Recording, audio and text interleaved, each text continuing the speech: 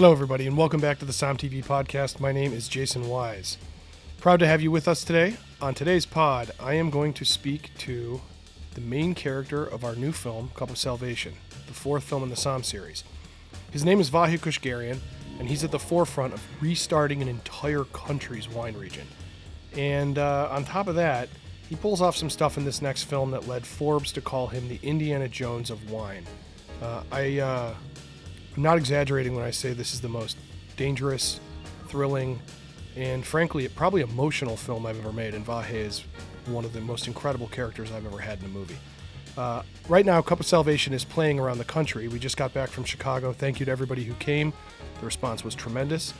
This weekend, if you're listening to this on release, the 20th, 21st, and 22nd, we will be playing multiple times in Napa at the Cameo Cinema.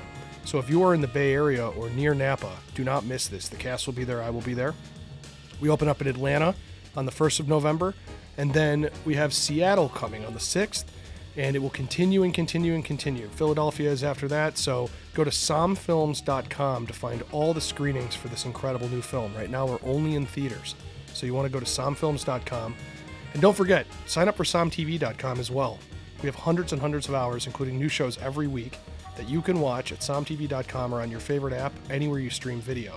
We're going to have a lot of things coming around Cup of Salvation, how we pulled off some of these things, some deeper conversations, and some all-new documentaries around it. So you'll want to go to SOMM TV to stay tuned for that. Without further ado, meet Vahe Keushgeurian, the main character in the fourth SOMM film. Vahe, it's an honor to have you on the SOMM TV podcast. Pleasure to be here. And there will be two types of people listening to this. Ones who have seen Cup of Salvation, which is not a lot of people yet, and ones who haven't. So we are going to do this podcast trying not to spoil the film. But before you talk, I do want to say Vahe is probably the most interesting subject I have ever had in a film as far as what he does and his charisma. There's a Forbes article that came out recently that called you, for what you do in the film, they called you the Indiana Jones of wine. So let's start there. Are you the Indiana Jones of wine, Vahe Keushgeurian? Thank you. That's the best compliment I've ever had, you know. I mean, short of being compared to George Clooney, which I would love to. I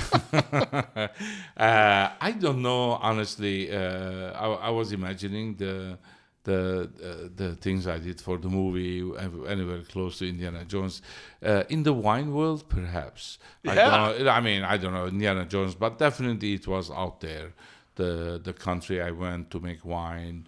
We can say on the edgy, let's say. Yeah. I don't know if we can we can say some mention- things. I mean, there's articles out. I think it's known now sure. that we filmed a large part of this movie in Iran. And I'm unaware of any American films since the revolution that have filmed in Iran as a film. Maybe there's been some news. Maybe there's been some journalism. Anthony Bourdain went there, but he was under total surveillance and guided where to go. That's not what we did.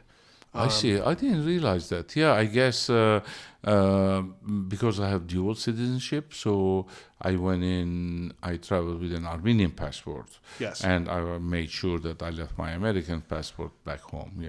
Just it avoids to do many explanations. That's a smart idea when you're going into Iran. Yes. To not have an American passport. All right. So that stuff aside, because what you do in the film is amazing. You are part of a very, very, very the naissance beginning of Armenia's restart of 10,000 years of wine history. And it's restarting really with a vengeance. And you are at the forefront, I mean, I would say you're very much in a position like Robert Mondavi was in the 60s for Napa.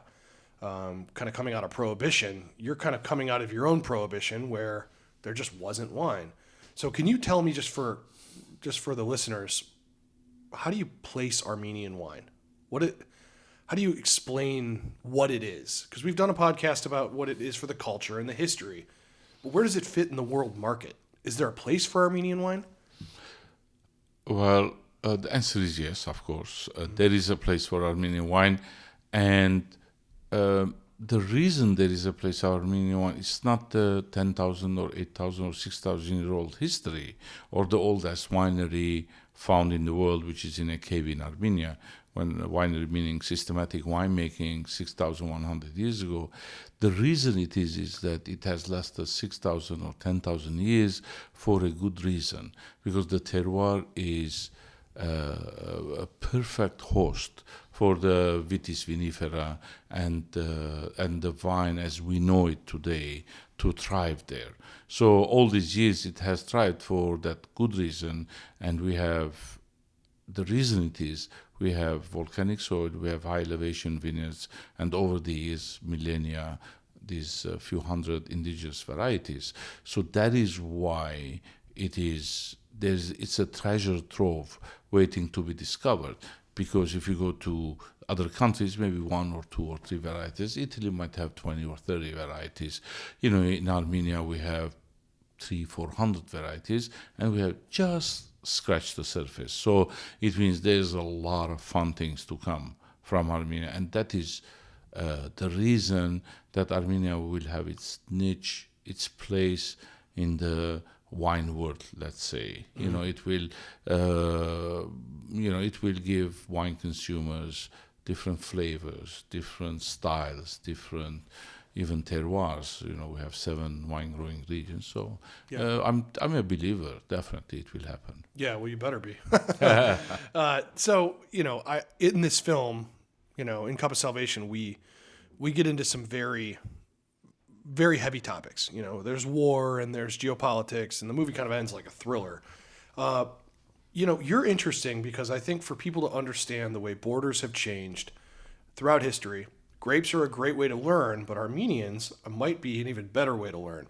So you're born, I want to try to get this right. You were born in Lebanon. What is present-day Lebanon? Is that correct? Or were you born in Syria? I was born in Homs, a town called Homs, a city called Homs in Syria. Okay. And then we moved to Lebanon. My family moved, my parents, when I was 3 years old. So basically, I did grow up in Lebanon, except I had, grandma every once in a while. We'd visit grandma in Syria. But for the rest, until 19 years old, I grew up in Lebanon. And historically, I'm assuming, because it's a really funny thing when you meet Armenians, you find that they were born in Tehran, they were born in Syria, they were born in Lebanon, they were born in Jordan, they were born in strange places that you don't think of. And it kind of begs the question, and this will come back to wine, why weren't you born in Armenia? My family came from Western Armenia, which is Eastern Turkey now, Anatolia or Eastern Turkey, from a city called Kilis.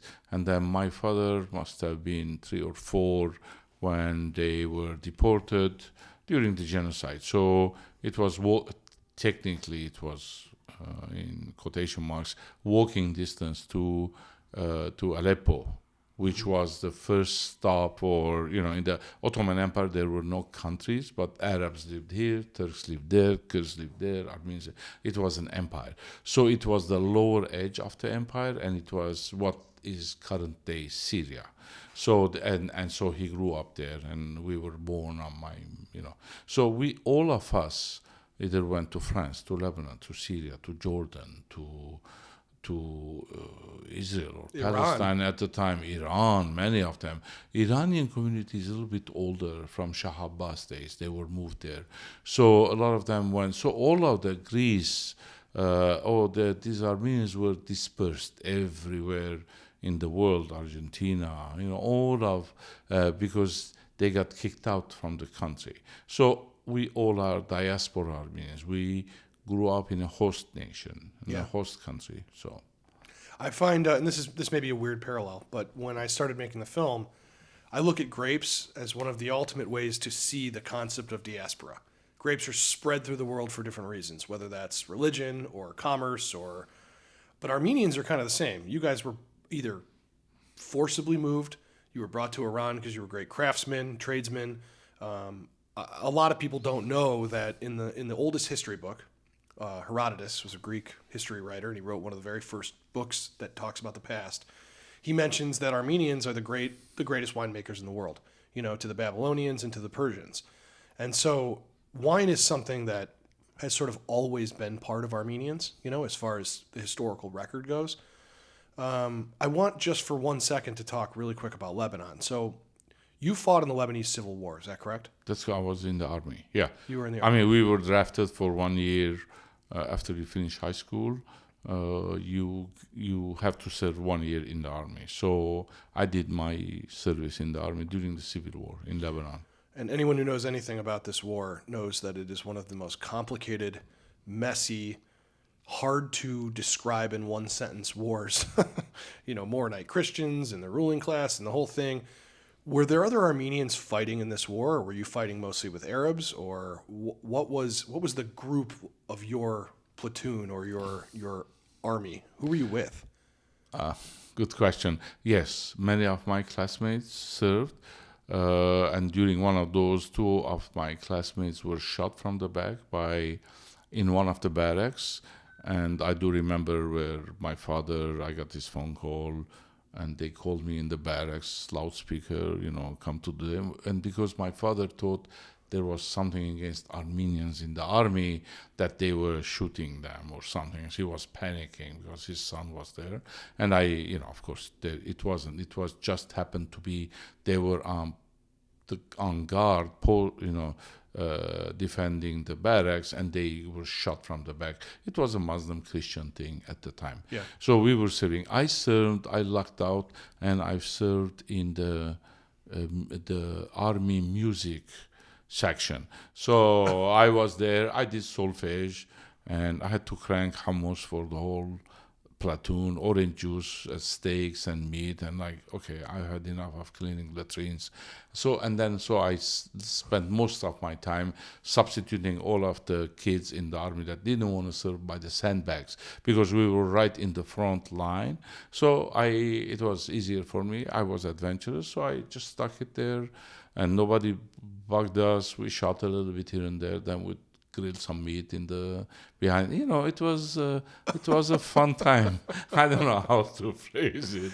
And then there'd be some shooting. We'd count the bullets, and we would overcount. Then we'd sell the bullets, that kind of stuff. So it's well, you have to put things in perspective. Sure. 18, adventurous, no risk taking and that kind of stuff. So I mean, it was fun days. That's it. Describing the Lebanese Civil War as fun days, cooking steak and selling bullets.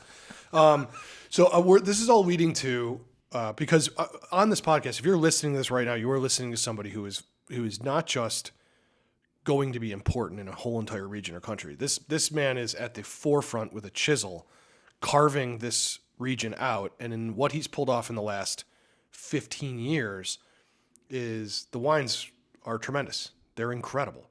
And so it's a very interesting thing that in 10 years, you'll probably be known as one of the fathers of Armenian wine, which is already, I've never seen a region go from making, I'm sorry to insult Armenian, but sweet, lower quality wine to wine that deserves to be at a world stage level in 14 years. It's just, no region does that. And so it's pretty staggering. When you left Lebanon, you went to Italy. Okay. So is this where you first had your first wine? What were you drinking in Lebanon? Beer? In Lebanon, look, no, we did, there was Lebanese wines, mostly rosé. I have no idea why. So if we went to a restaurant and we were on a date, let's say, 16, 17-year-old, 18-year-old, we would open a bottle of Xara rosé, I think at the time, or Clos Tournelle rosé or something like that. That's what we did. So we didn't eat. Wine was not part of. It was not a staple on the table. We didn't drink wine.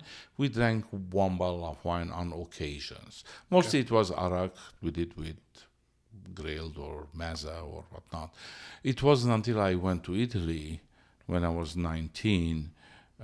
To harvest grapes, or that was the reason I went to Italy, at least on paper. And so that's where we would go to the Enotecas and Bottiglione, that's probably a 2-liter bottle, and that would last for the evening, and then the next day we'd go again and get the bottle.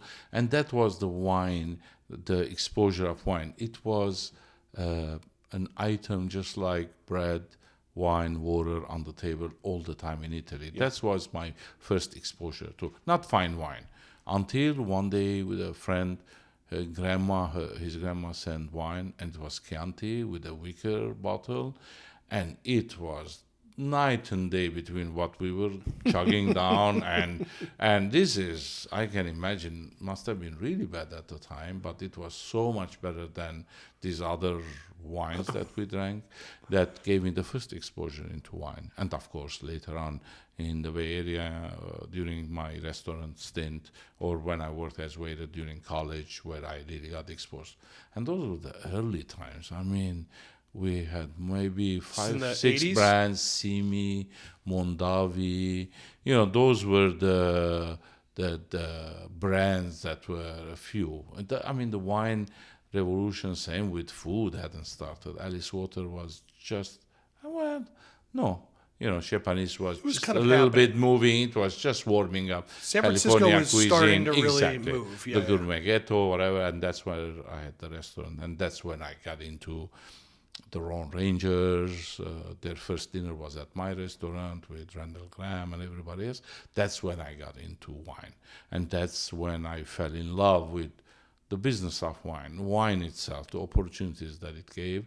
And I just stuck with it, for the next couple of decades. Do you have a bottle that you would think of like, this is the bottle I would drink, and it's the one that I would say got me into wine? Like, do you have a bottle that's like, Sassicaia or some crazy bottle or something that you're like, this is the one? 75 IKM was mind-boggling. I had at anniversary champagne. It was a Grand Siècle from I forgot what it's a Grand Siècle, and I had a 66 Margaux and 61 Lagrange, all in one night, and it was like, whoa. Change your life. Yes, of course. Yeah. Those were the ones. Later on, I had many, but 61 Lagrange was like. Well, I always think when you're young and you have these things, you never forget. It's like the movies you watched when you were young are your favorite movies because they changed you, Same with bottles of wine for me. Yeah. All right, so you're here in the States, and the Soviet Union falls, right? And that's what, 89? Is that correct? 89. Yeah, 89. somewhere around there, yeah. So the Soviet Union goes down. Is that when you were like, I can go make wine in Armenia? No, not really. That's when a couple of years later, I really want to live in Tuscany, I mean, Armenia was not on my radar. It was earthquake in 88. So my kids weren't born. We were considering whether to adopt from orphans from the earthquake, that kind of thing. And then, no. I opened the restaurant in 1990, my own place, until 19, where the idea of me living in Tuscany was so compelling, and I was so obsessed that I had to live in Tuscany. And in 94, I moved to Tuscany. Okay. And in 94, in 96, I started making wine. I leased some vineyards near my house. And in 97 was the first year I went to Armenia. But with friends, they were going to Armenia. You want to come? Sure. Let's go. Let's meet in Paris. From there we go. And I'm not wealthy by any, at the time, not even now, by any stretch of the imagination. So we went to Armenia, and that's where I was informed, or I discovered that that's where the birthplace was. That's where it all started. Mm-hmm. And for me, as a wine lover, part romantic, part crazy, I can't pass this out. What am I going to do? And in 98, I got land. In 99, I planted the first vineyards in Armenia. I would almost venture those were the first vineyards planted post-Soviet Union crumbled, And then went on. I planted vineyards, built a nursery, Anyway, so that was the first foray, and I would go back once a year. I made a brand label. That project didn't take off, but then I stayed on, and in 2009 I moved for a gap year and then that's when I really got into making wine in Armenia. And 14 years later, now it's a complete different. I mean, I wouldn't have imagined we would have done this Oh, leap in this fast in short time. I mean, I think I've devoted 4.5, 5 years of my life following you around the world, making wine and trying not to get shot. This is a big question for me. When you went there, you could have planted anything. You could have planted Merlot, Cabernet, Chardonnay, any of these things that the market wants to buy. First of all, I personally just want to say I'm very proud that you're not doing that. But second of all, why did you choose to embrace the indigenous varietals that exist in Armenia instead of planting Malbec or Chardonnay? Or why? Because you could have made more money, probably faster. No, well, first I didn't have the funds to do it, but when I wanted to make the sparkling wine, and this is a very true story, I looked at land where it was known to be good for varieties to make sparkling wine. That's in the Tavush region up north. And of course, So Chardonnay and yeah, those kinds? Sure. Chardonnay, Pinot Noir, Pinot Pinot Blanc, Meunier, Pinot that kind Meunier, of stuff, okay. So that was the thing. And through a friend, I got acquainted, a French friend, supplier, I got acquainted to Champagne, a winemaker from Epernay, Jérôme Barré, lovely guy, wonderful friend. He basically said, no, don't do it. Don't get, like what they did in the Franciacorta, which is same French varieties. They're making sparkling wine. And he was damn right. He said, you can do wonderfully with Armenian varieties. He was right. Not because he knew Armenian varieties, but he figured that if varieties have thrived all this time, it means they were right. If Herodotus wrote that this many thousands years ago Armenian winemakers were taking wine to Babylon, there was a reason, because they were balanced. They had acidity, natural. You didn't have to putz around with it, put, sacks of, tartaric acid and whatnot. And he was right. He was right on the money. And all I had to do is find the right place to get the grapes, and that's what led me to Kachik, which are the highest elevation regions in Armenia, and that's how I made the wine, because at those elevations you get phenolic maturity plus not too much sugar to be able to make them. So in that, you would say you got lucky. I don't think it's lucky. It's just like you do this, it doesn't work. You do that, it doesn't work. It was bound to happen. I don't know that I don't believe in luck, honestly. Yeah.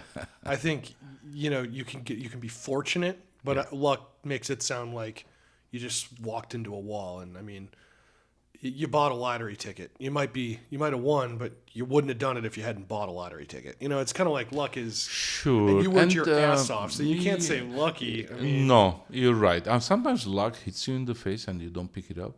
And just in that analogy that you did, most people who win the lottery ticket, within a couple of years, they're back to where they started. Because if you don't know how to grab the luck that comes to you, you haven't had enough experience, you don't know what to make of it, what to make with it, let's say. So if you want to call that luck, call it, but it's not really. It just, you have to kind of like push it until you get lucky. Yeah, I'm happy to see. When I first started, this is probably 12, 13 years ago, something like that, when we were making SOMM and doing, getting into the wine world, because I came in as a filmmaker rather than a wine person. I remember it being a real thing. People didn't like or didn't know how or were scared to try to pronounce grapes. I think that's almost gone now. People are not afraid to, if the grape's called Vosgehat, they try to say Vosgehat. They try. If the grape's called, Cabernet Franc, they say Cabernet Franc. But it used to be people were kind of hesitant. The normal person, I'm talking about like my parents in the Midwest or something. And I'm wondering, when you first brought Arni, which is what I would say is probably the principal red varietal that exists in Armenia, and Vosgehat and Syreny and all these different grapes, what was the reaction? Were people kind of interested to try? Did you have to sell it to them? When you started tasting it with restaurants in America and Europe? Early on was harder. Now it's a little bit easier because times have also changed. Now there's wines from from Croatia, there's from Georgia. There's because all of a sudden people realize, how much Malbec can we drink, how much this can we drink, especially variety, or how much Shiraz. There was a boom for Australian Shiraz, then there was a crash for Australian Shiraz. Because people wanted to try. So there is not everyone. It's not for everyone because not everyone is adventurous. But the same with Malbec when it started. It was a niche. I was in the wine business when Malbec, and we would hear, I had a Malbec, like who, what, where. Very well. I remember Altos de Hormigas was like the Malbec at the time in wine list here and there. It was weird. And then it caught some catches on fire. It was the same with New Zealand Sauvignon Blanc. I was just going to say that. Or Australian Shiraz. They used to come, Roos Run or Kangaroos this and that. This was like, huh? I mean, Shiraz? Pinot Noir in the United States is like that too. There's until the movie. Yeah, then you couldn't sideways. Then it supply got enough worse. Pinot Noir. But it does breed, it breeds a lot of shit wine. Yeah, are any, like for example, Georgian Saperavi is getting to be well known. It's Saperavi, very well known on this part of the world, Russia, Armenia. Saperavi this, Saperavi that. So Areni has a. It's quite noble-ish. It's not just a grape, it is a very good grape. Oh, yeah, so Arni. the potential is, it's age-worthy, it's elegant. For the lack of a descriptor, we keep maybe mentioning similar to Pinot Noir, only in the lead because it doesn't have tannins, it is silky, it is soft, yeah. I strangely put it closer to Grenache. Good Grenache. You're right. Good Rhone Grenache. But it's not like that. So it's like when you force yourself to be like, rugby's kind of like soccer. But you're like, no, it's not. It's not at all. That's a but good like, one. if I had to say, I'm like, cricket's Something. cricket's They like all baseball. They but have it's a not ball, baseball. You're playing with a ball, yeah. And so No, they're not. it's the best I can do, but it's nothing like Grenache. And it should be that way, because if it was like Grenache, then people wouldn't be able to tell the difference. The important thing is to be able to tell the difference and say, wow, this is a different flavor profile. Sometimes the different flavor profile works. Other times it doesn't work because, like Dolcetto, for example, yes, it's a different Dolcetto from Piemonte. Yeah, it's not for everyone. It's purple. I love it. Yeah, some do. Then sometimes Dolcetto, sometimes barrel-aged Dolcetto can be wonderful. Barbera can be very thin, high acidity, to barrel-aged versions of it. There's some of it, but it's not for everyone. It doesn't appeal to every taste. Areni is unripe Areni, not too mature Areni, might be a little bit green in general. But overall, if it's nice, ripe, it is a gorgeous little wine. Oh, yeah. I think it's one of the great discoveries of my career is that tasting Arni and going, I can't believe there are still grapes out here like this. Because I personally put Arni at the same level I do of any of the... We've debated on this podcast the concept of a noble grape, and that term is so stupid. But it really is one. I mean, it's one of these grapes that holds its own against Cabernet, against Cab Franc, against any of the big, important grapes. It's that good. And it really is, and it shows a lot of different styles. I've had some that are lighter, that are nice with a little chill, simple wine. I've had some that are very high class, very age-worthy, very serious wines. And there aren't a lot of grapes that can do that. That can be that. It's terroir-driven in the sense that if you get it from a certain village at 1,500 meters high elevation and you harvest in November, then you have a completely different style of wine. It's not... you like Chardonnay, you can have it $5.99 to Montrachet. I feel like this. I always say this on this podcast, but like the people listening, you're like insider trading right now. This is a grape and a wine and a region and a winemaker that is already exploding, but about to really explode. The film's one part of that, one part of many, and I find it to be very fascinating that you're at the beginning of the selling. Meaning, like, you've already done the making. You've already figured out how to re-terraform the place, rediscover these vineyards, find them in the wild. I want to ask a question that I've always wanted. I wish I could go back in time and ask Italian winemakers or French winemakers in the 1800s, but I can't. But I can ask you this question. If people took Arni and started planting it in Napa or planting it in Chile, would that piss you off? It wouldn't piss me off. It would be akin to people planting Nebbiolo in somewhere else. In California or something. Antinori did million years ago, or Martini Brothers, Nebbiolo. Sure. Never took anywhere. There's some Nebbiolo from Australia. It doesn't, because Nebbiolo is best in Piemonte, not only in the Langa. That's the only place it does great. So if Areni is the same, let them plant it. I had Areni, that Italian, for research, they took some Areni, planted it in Piave, I think, in the Veneto. Yeah, in the Veneto. It's like watery little thing. It's nothing. Which in the lower part of the Veneto, so it's Veneto. Yeah, it's in the flatland. It's in too the wet. flatland. Nothing. Same with. Let's not go too far. They planted experimentally in Artsakh or Nagorno-Karabakh. Which is right. I mean, that's just right next door, let's say, but it is more clay soil, different. Again, it wouldn't ripen; the grapes would fall. So they had to take them all off But that's a sign. It's the same with Riesling or Pinot Noir. Pinot Noir, you have a little bit of leeway where you can plant. Warmer, it doesn't do. The Sauvignon Blanc, same. Riesling, the same. Riesling, you can't plant anywhere. It's, it can be very boring wine, and who wants boring wine?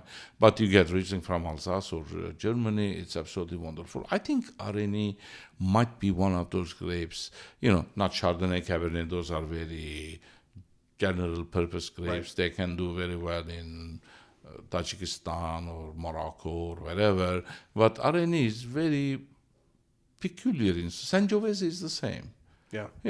Antinori did Atlas Peak in California. I don't know who drinks them. I mean, no offense to Antinori, but it's no. You want to do it, you do Chianti Classico, you do Brunello, but you don't do Atlas Peak from California. But California had Zinfandel and did Cabernet. So I mean, that's my take. It does not mean that you shouldn't experiment with some varieties. Garas project did, different varieties. Cabernet Franc is beautifully there. Montepulciano is awesome. But you want to sell Montepulciano from Armenia? No. Is the world interested in? No. The consumer now, with everything, it's past wine, it's a lifestyle thing, and with that comes storytelling. They want to hear a story, and they don't want. It's not about the bottle of wine. It's the story of the wine. Yeah. How old is the variety? Where and it came from? Crap, Who's the winemaker? And Armenia, we have a story to tell. And honestly, thanks to you, not a cheap compliment to you, you were able to weave this story in the movie brilliantly about the history, the background, where it came from, where it's going. And yes, there's reference to me because I'm the winemaker, but it was very well told story, and hopefully people will enjoy hearing the story. Let's put it that way. Yeah, well, this, I could endlessly talk to you. I think whenever the film ends, I've watched it, you get mobbed. Everybody wants to meet you, talk to you. I mean, you do some very dangerous things in this film, but also I don't think you're thinking about it in a danger factor. You're thinking about advancing the story of wine through into the future. And this is a film that looks at the future by thinking about the past. And that's something I hold very deeply in my heart with wine. And to all of you who are listening, you keep us doing this. So I want everybody listening to find a way to see Cup of Salvation. It will, we'll have news on digital, but right now it's going to stay in theaters for as long as we can. And you can see all of the screenings that are popping up on sommfilms.com. And let's talk about where we can get your wines. The wines, the Iranian wine, your Armenian wines, I'll just give the plug. You can get those at storicawines.com. And that's the importer and distributor in the United States, STORICA wines.com. And a lot of these are just going to disappear. So again, if you're listening, this is like insider trading. I would go and buy them. They are criminally underpriced for the quality. I'll just say that. And you should get them. That's what I got. Well, Vahe, we have to get to the Chicago premiere of this film right now. And I hope your liver's in good shape. I'm ready for it. Thank you. Thank you, Jason. All right. Yeah, it's lovely. Let's go do a Q&A. Great conversation. Thank you, everybody, for listening. I want to thank Jackson Myers for producing this episode. Our regular producer, John's on his honeymoon. I hope you're enjoying your time off. Please, everybody, if you want to see Cup of Salvation, go to sommfilms.com and grab spots. We've been selling out around the country, and we are trying to add screenings more and more. We're hearing from you. We know you want to see it. Go to sommfilms.com. And if you love this podcast, please give us a great rating and a good review anywhere you listen. It means a lot to us. All right, everybody, be safe and drink a glass of wine you did not expect to drink today. Talk soon.